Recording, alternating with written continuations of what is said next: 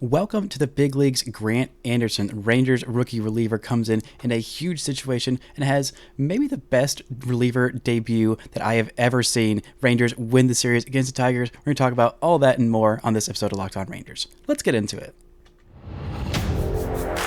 You are Locked On Rangers, your daily Texas Rangers podcast. Part of the Locked On Podcast Network, your team every day.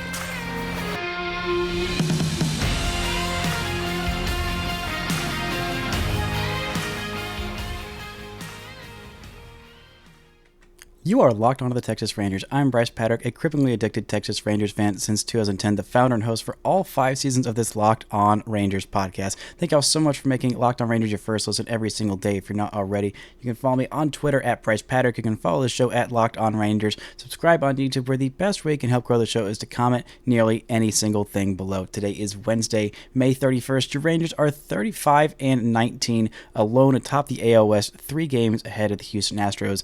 Exactly 1/3 of the way into the season. On today's show, we're looking at a big picture where this Rangers team stacks up. A fantastic day yet again from the bullpen and a great Major League debut. But first, this episode is brought to you by FanDuel Sportsbook, official sportsbook of Locked On. Make every moment more. Visit FanDuel.com/LockedOn today to get started. Now, I want to bring you back to a day, April 2nd, 2019. You may not have remembered this day. The Rangers made a fairly significant trade. Okay, wasn't that significant? Wasn't that significant at the time? And it's might not be significant, and this might just be one little flash in the pan. But the Rangers traded Connor Sadzek, a reliever who threw 100 miles an hour that was straight as an arrow, to the Seattle Mariners for a reliever who was funky with some deception, had some good strikeout numbers, in Grant Anderson. Anderson made his Major League debut on Tuesday in relief in a big spot, a much bigger spot than I thought the Rangers would put him in. He is a 25-year-old right-hander who is described as funky, is the best way that I can describe him. That's very accurate. He throws right-handed. He was drafted by the Mariners in 2018, the 21st round, overall pick number 628 out of McNeese State. He was born in Port Arthur, Texas, so a Texas native. Good on him. Nice little feather in his cap, but the real feather in his cap was maybe the most impressive Major League debut I've ever seen from a rookie reliever, coming in a huge spot. The Rangers were battling for their lives in this one. The offense was clicking on all cylinders, and, well, a second straight start, the Rangers did not get a whole lot from their starting pitcher. Well, I guess a third straight start where the Rangers got 5 or fewer innings from their starting pitcher. That has not been a trend.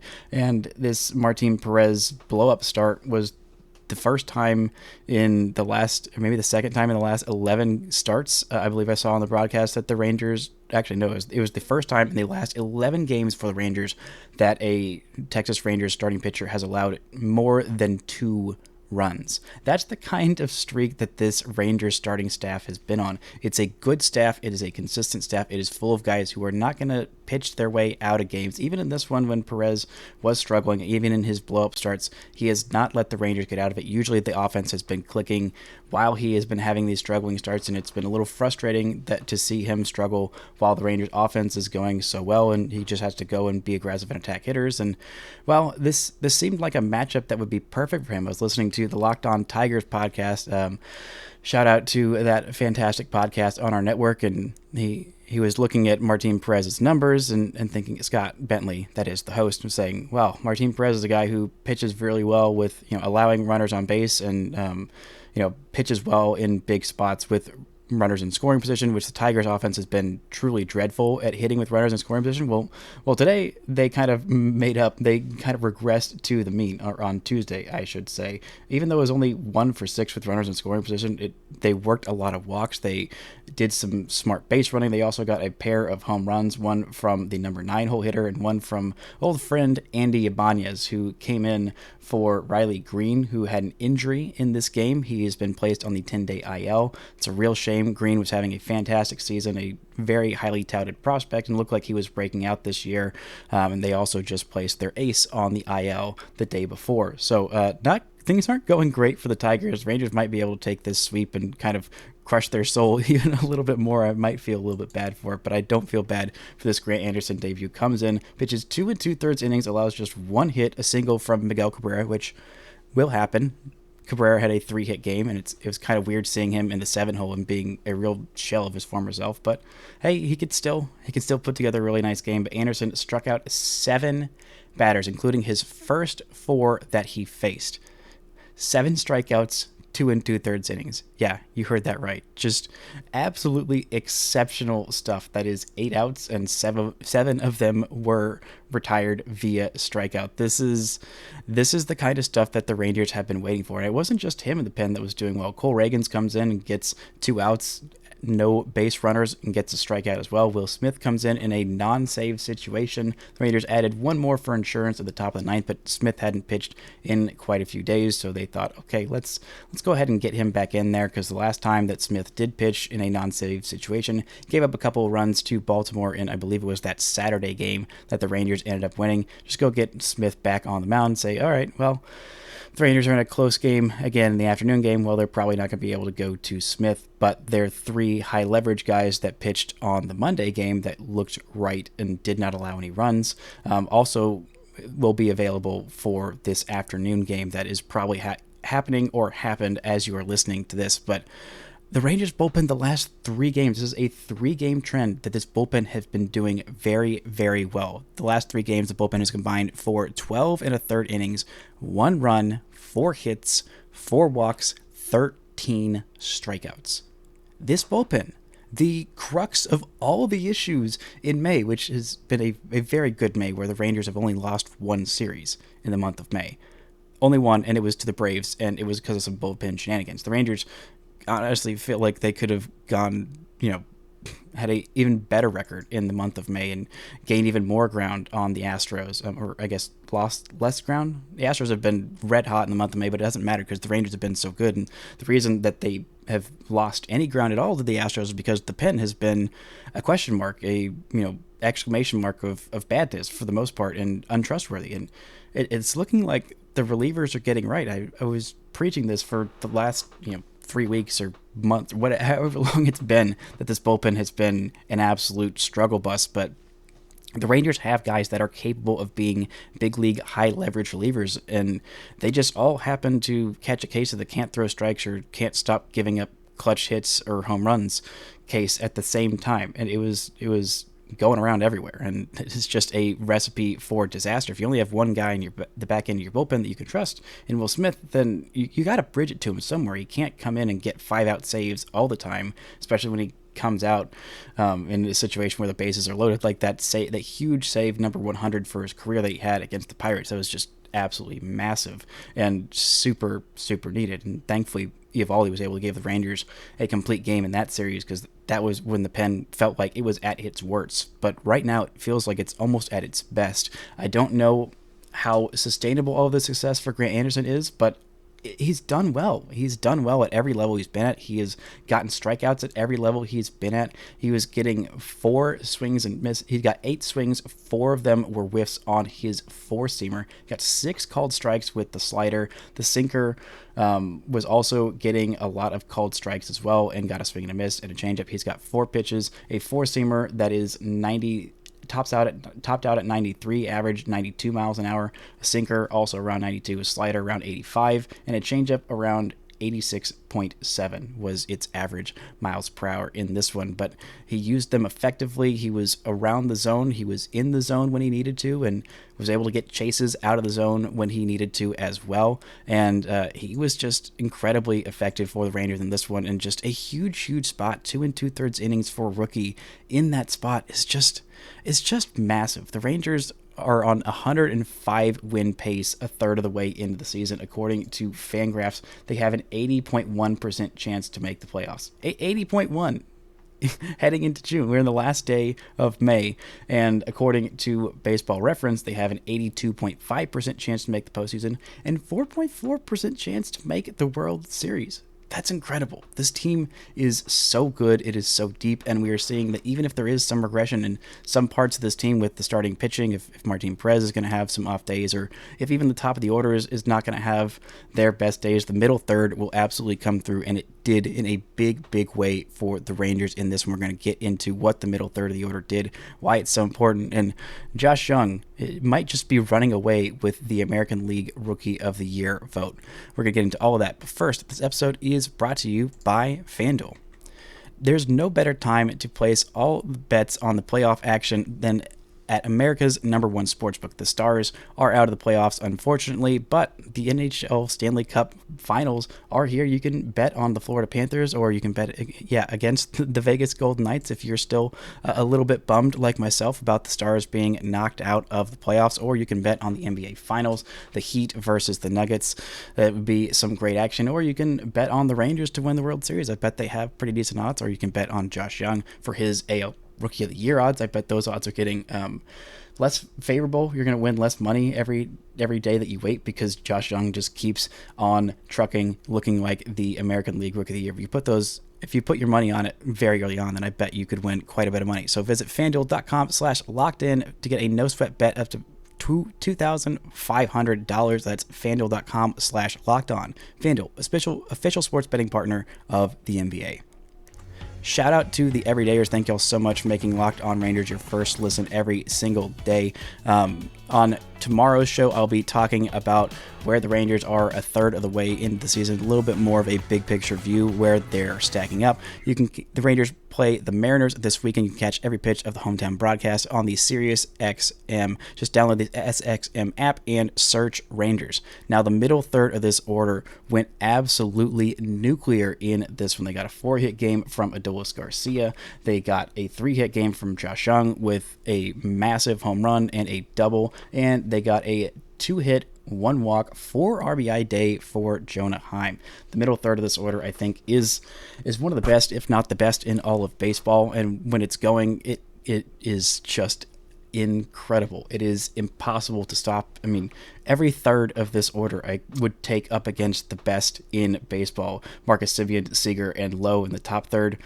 Some of the best hitters in all of baseball. Middle third, Adolis Garcia, Josh Jung, Jonah Heim. Absolutely incredible. And the bottom third, well, depending on the day, whether it's Robbie Grossman, Jankowski, and Lily Tavares, like it was today, or the Rangers might be getting some reinforcements for the bottom third of that order, and we'll get to that in the third segment. But the middle third today, Jonah Heim is looking much better. The month of May has not been kind to him at all. He has been really, really struggling, especially to get the extra base hits. He hasn't had a home run since the second game in May. I believe that was May 3rd in the finale against the Diamondbacks, and he had just not been hitting for power. But as of late, I'm glad the Rangers gave him that day off on Friday, because since then he has a 4-game hitting streak. During that 4-game hitting streak for Jonah Heim, he is stinging the baseball. He's got a slash line of 375, 412, and 500 in that 4-game hitting streak. Adolis Garcia had a 4-hit game. All of them were singles, which is not something that you normally would think when Adolis Garcia is having a 4-hit game. Usually a couple of those are going over the fence, but all of them were very, very hard hit balls. He is stinging the baseball like he does, looking like he is coming out of his little mini slump, hitting over 300 in his last 7 games. I think that it was still not looking super great until you have a 4-hit game, and that'll skew those 7-game sample size numbers pretty big. And Josh Jung yet again coming up with a 3-hit game and a massive home run, 106.7 miles an hour off the bat. Only a 970 expected batting average, even though it's a home run in all 30 parks. 429 feet. Absolutely scorched in this one. The Rangers were barreling up balls really hard all day. Jonah Heim had a 107 mile an hour hit off the bat. Adolis Garcia had a single that was 111.9 miles an hour off the bat. Like I said, he has been stinging it yet again. Jonah Heim had a 101.8 mile an hour double. Josh Jung's double was 99 miles an hour as well. And it's just been baseball. Baseball has just been destroyed by the middle third of this order. I mean, Josh Jung also extended his hit streak to 13 games. Marcus Semien extended his to 19 games. Both of those are the longest of their career. Marcus Semien's is the longest active hitting streak in Major League Baseball. And Josh Jung is just on another planet right now. I talked a little bit yesterday about the importance of the Rookie of the Year race. I'll remind you that with the new CBA and the new rules, if the Rangers get a Rookie of the Year, if one of their players wins Rookie of the Year, you get an extra first-round draft pick. It is in not top 30. It is in the kind of compensatory range of like 31 through 40, I believe, is where it lands. But Josh Jung's breakout is huge. It's hugely important for the Rangers. He leads all American League rookies in Fangraphs WAR at 1.4, and in Baseball Reference WAR, it likes him even better at 1.8. Fangraphs WAR does not like his defense for whatever reason. I don't think Baseball Reference really does too. And I don't know what those things are factoring in, because the defense that I've seen from Josh Jung has been exceptional, truly exceptional this year. Like he wanted to just be boring at third base defensively, not be a story, just be average defensively, because he always knew that the value that he brings is mostly predicated on his offense, and he has been bringing that offense so far this year, hitting .291 on base of .338 and slugging .527 and .865 OPS, which is second on the team only to Corey Seager. Yeah, he has been putting up those kinds of offensive numbers, and his 12 bombs are second on the team to Adolis Garcia. If he keeps hitting like this, he might pass Adolis Garcia for the team lead. He is on pace for more than 30 home runs, 36 home runs, actually. As a matter of fact, he has only missed 3 games this year. A couple of those were... Actually, I think all of those were due to injury, and he hasn't spent any time on the IL. Thankfully, he has been healthy this year. That has been the problem with him the last couple of years. He has just gotten some unlucky breaks in spring training, but now he is here. He is ready. He is dominating as the best rookie in the American League. I have loved what I've seen from Josh Jung. The ceiling, the sky is the limit with this guy. I mean, I've talked about it so many times before, but the best thing that you can see in a prospect, the most encouraging sign I think that you can look for in a prospect, is a guy who just loves to put in the work, loves the game, will obsess over every detail. I mean, the physical tools, there's a million guys out there with all the physical tools in the world. The guys with just the most insane raw strength and speed and athleticism and stuff like that. And if they don't have the desire to put in the work and get better and, spend time grinding, and even all that time that he was hurt, he was spending time around the game, spending time in cages or on the bench, picking the brains of, hitting coaches and anyone that he could bend their ear about hitting. His work ethic is just absolutely astounding. It is one of the best thing, if not the best thing about him, is how much he obsesses over the game. And that's why, I was kind of laughing whenever I would see these projections on Josh Jung when he was a prospect of, okay, well, he can't do this, he can't do that, he can't do, whatever thing that they think that he can't do. He couldn't hit for power. Oh, he can't, pull the ball and hit for power. He's using too much of the opposite field, or he's not walking enough, or he's striking out too much. I mean, all of these things are things that he is improving constantly. Every single aspect of his game he is working on and working tirelessly on, and continually getting better during this hit streak. Just seeing how balanced he is at the plate, how well he is seeing pitches out of the hand, no matter who he is facing, it is so encouraging, and it is a sign of this is a legitimately fantastic hitter, and he is hitting 5th in your order. I don't think he should be moved up. I don't think he should be moved down. I think he's hitting perfectly exactly where it is, and it just shows the depth of this lineup. I mean, the guys in this lineup have been just so incredibly good. The development from young players this year has been so important to the Rangers. Leody Taveras having a fantastic season with an OPS of over 800 while playing elite center field defense, hitting over 300, on base at 369. That's fantastic. He has been a revelation. The Rangers have not done a great job of developing young players to be impact big leaguers. They're doing that with Josh Jung. They're doing that with Leody Taveras, and they're doing it with Ezekiel Duran, who is on the mend, and we might just see him in the near future. But I mean, those 3 guys all breaking out like this to this degree, and Josh Smith as well. He's got an on base of 364 and an OPS of 721 while playing pretty darn good defense. He's got 3 home runs this year. All of them were absolutely smashed. He is hitting the baseball much harder, still walking at an elite rate and getting hit at an elite rate. Thankfully, that has slowed down, so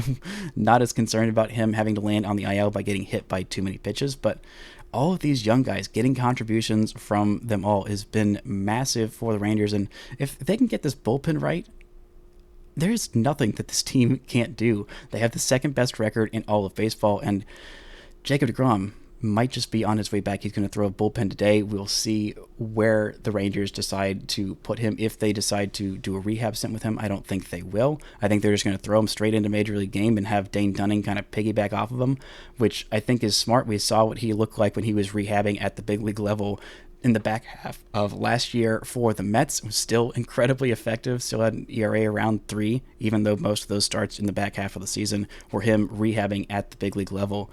I mean, this Rangers team can stack up toe-to-toe with anybody. They were second in MLB power rankings, and I don't know that they're going to be second for much longer if they continue on this kind of a stretch. Coming up, we're going to look at Martin Perez's rough outing, what that means for this rotation, and what are the Rangers going to do when Mitch Garver comes back, and when the heck is that going to be? But first, this word from our sponsors. Shout out to the Everydayers for making Locked On Rangers your first listen every day. On Friday's show, I'll be talking about Farm Friday, picking a minor league player of the week, and an update on a couple of injury scares from the Rangers' top pitching prospects. Texas takes on the Mariners this weekend at home. You can catch every pitch with the hometown broadcast on SiriusXM. Just download the SXM app and search Rangers. Now, there was a lot of good for the Rangers in this one. It was a comeback win. It was great to see the offense rolling on all cylinders. 10 runs again, which just feels like nothing to this Rangers team. Like, 10 runs. With most teams would be like, wow, what a great offensive day. And with the Rangers, it's just like, ho-hum. This is just what this freaking offense does. They hit well with runners in scoring position. They hit bombs. They walk. They do good things. And this is just how this team goes. But this was not a good day for Martin Perez. Not able to get through 5 innings. That is really frustrating, and the second time that he has not been able to get through 5 innings in his last few starts. A couple of 7-inning outings in against Colorado and against Pittsburgh. Those were fantastic outings for him, just a couple of earned runs for him in those. But the couple of starts before, he had really struggled. 5 innings against Oakland where he got kind of lit up, and 3 2/3 against the Angels where he was kind of lit up in that game where the Rangers scored 16 runs. And you kind of forgot about old Martin Perez's struggles, but he has really come back down to earth this year after a fantastic year last year. I thought that he would be more of last year's version of himself than he has been so far. I didn't think he would regress this far. I do still think that this is a rough outing. Occasionally this will happen. He gave up 4 walks in 4 2/3 innings, but this is the team that has walked the most in all of baseball in the month of May. It is not particularly close. This Tigers team, they are a very patient team. That is one thing that they do very well. And one of the things that got Martin Perez into struggles last year is when he would walk too many batters and give up too many base runners. He's good at working around base runners. He did keep the Tigers with only just 1 hit with runners in scoring position on the day, but they were still able to get to him, hung some baseballs for some big bombs, including a home run by the number 9 hitter, the catcher Rogers, who has a 662 OPS, and I think that's a small sample size, so that home run really did benefit that, and also hung one to Andy Ibanez, who took it very deep in the yard, who had been on an absolutely terrible stretch. And that does not feel good in any way. But Martin Perez at this point, I think, is the weakest starter in the Rangers rotation, which is not what I thought he would be. I thought he would be the Rangers' number 3. I thought he'd be a little better than Jon Gray. He was better than Jon Gray last year. I thought he'd be better than Heaney. So far, Heaney has a 376 ERA in 10 starts. Martin Perez is up to 4.43 in 11 starts. Still doing a decent job of getting the Rangers work.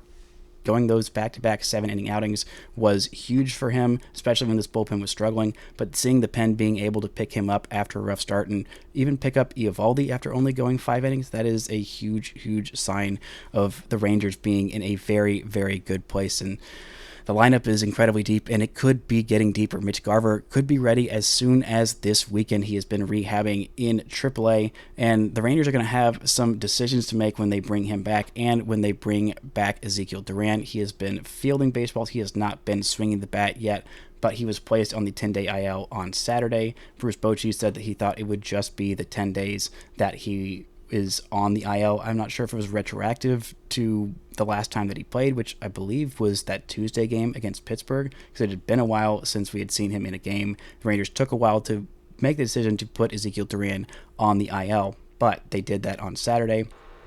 And the Rangers are going to have some roster moves to make when they bring back Mitch Garver. Garver's probably going to come back first.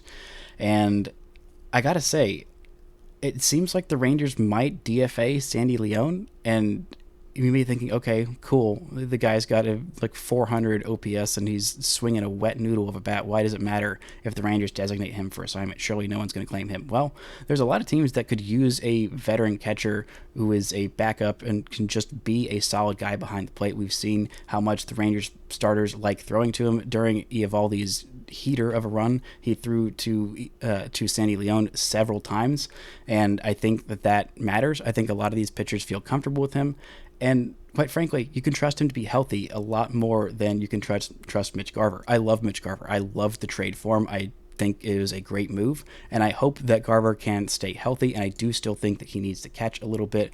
But this active roster, there are some cuts that you can make before him. I think it's time to just cut bait with Brad Miller. I know ownership is going to be pissed they have to swallow the money on a guy who they're paying $4 million this year, but you got to make winning moves. At this point, you cannot be about saving money. It's going to be a sunk cost at some point. You might as well just go ahead and bite the bullet now. Brad Miller, he does not provide you what you thought you were getting from him. It's frustrating and it's disappointing, and maybe there's a chance that he figures it out later, but where are you going to put him in this lineup? Who is he better than in this lineup that he should be getting everyday at bats? Is it over Robbie Grossman? No. Is it, the occasional day at third base to spell Josh Jung? Absolutely not. I do not want to see him at third base defensively. I don't want to see him anywhere but first base defensively. He is not hitting for power. He is not getting on base. He's just not playing at all. So I think it's time to cut bait with Brad Miller, as sad as it seems. And then the Rangers are going to have to make a move when Ezekiel Duran comes back, and you think, okay, well, then are you going to designate Sandy Leon for assignment? I still say no. I think at that point the Rangers should option Bubba Thompson back down to AAA. I don't think he's done anything that has been, worthy of optioning him down, other than the fact that this is just what gives the Rangers the best option to win. Leon, I think you can trust his health, and if you have to cut him through waivers, I don't think that the Rangers are going to necessarily survive that. And then if Mitch Garver does get hurt or Jonah Heim gets hurt, then you have to call up Sam Huff to be your full-time backup catcher at the major league level. I don't think he's ready for that. I think he still needs some more seasoning in AAA. But I don't know. If the Rangers do decide to do that, I get it. But either way, they're going to have to cut bait with Brad Miller when one of these two guys comes back. And, sooner as opposed to later is probably the move for that. But man, when this lineup does get to full strength, it gets to all of these guys performing at the level they're at. I mean, Robbie Grossman being a bench bat, coming in like every, third day, maybe every other day he'll play, but you'll have Ezekiel Duran as your everyday left fielder, and probably one of Mitch Garver or Jonah Heim catching or DHing every day. That way, everybody in this lineup is going to be a legitimate, extreme offensive threat. Like, it is just going to be the deepest lineup I think the Rangers have ever had when they are at full strength with these guys that they run out there. And Adolis in right field, Leote in center, Ezekiel in left field, Corey Seager at short, the infield being exactly what it is. Like, this is absolutely absurd depth from a lineup that has been incredibly deep, even with the injuries to Corey Seager, even when they have missed a lot of time from Mitch Garver, even when Leody Taveras was missing time as well. Like, this lineup is just so incredibly stacked, so versatile. Every position player on this roster is an incredibly important position player. That's why you can't make these decisions lightly when they bring guys back. Everybody is needed. Everybody has a role to play, and everybody plays that role really, really well. I mean, we'll see a lot less time of Travis Jankowski, who's hitting .299 with an on-base of .372, as your guy who was literally the last position player that made the cut for this opening day roster. And the Rangers aren't going to want to designate him for assignment. He's been fantastic defensively in left field and right field and center field, wherever they've needed him, getting on base, working good at bats. Like, everybody on this roster has been providing value offensively, which is just, outside of, Sandy Leon, Bubba Thompson, and Brad Miller. But outside of that, everybody else is putting together good at-bats. This lineup is just, honestly, it feels truly unfair when the Rangers get those two guys back. Maybe they'll both go into slumps when they come back, and everybody else will end up slumping at some point. But like, it's just, even when you have multiple guys in fairly prolonged slumps, having 1 through 9 all being offensive threats who at any given point can just go off and win you a game. I feel like that I could say that about the best version of this lineup, that every single person in the lineup could have a day where they just go insane and literally win you a game. That kind of thing is a rarity. It is something that should be celebrated, and this Rangers team with its plus 128 run differential a third of the way into the season is looking like an absolute juggernaut that is just getting better. That's going to do it for today's show. Thank y'all so much for making Locked On Rangers your first listen every day. Check me out tomorrow after the Rangers maybe sweep this series against Detroit, and on Friday when I pick a minor league player of the week. Thank y'all so much for listening and subscribing, and until next time, don't forget to enjoy first place Texas Rangers baseball.